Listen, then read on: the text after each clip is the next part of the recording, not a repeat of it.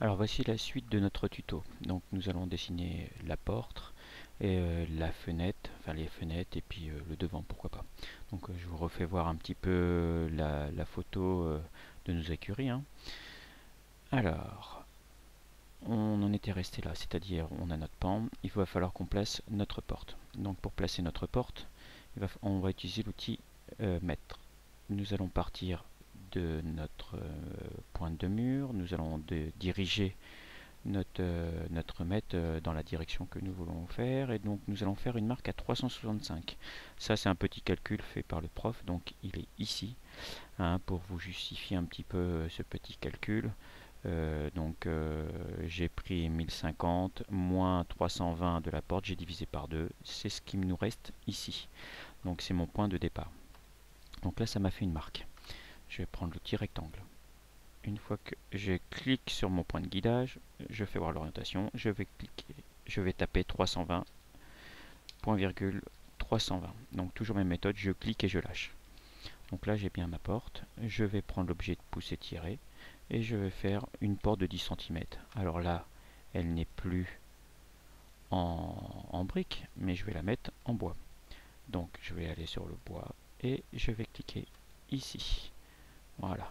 Alors je pourrais même m'amuser à aller plus loin, hein,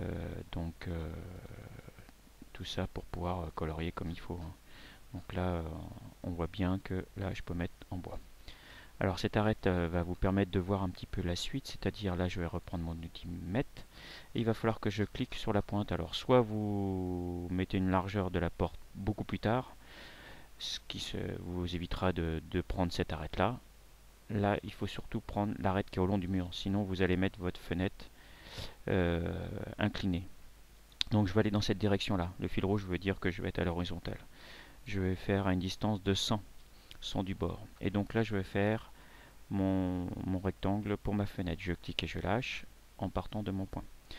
Donc je regarde en bas pour voir un petit peu l'orientation. Donc le mieux c'est d'exagérer les dimensions de mon rectangle pour pouvoir voir dans quel sens je mets mes dimensions. Donc on voit que la première c'est la plus longue, donc c'est mon 220. Point virgule. 130, ça vous était donné aussi.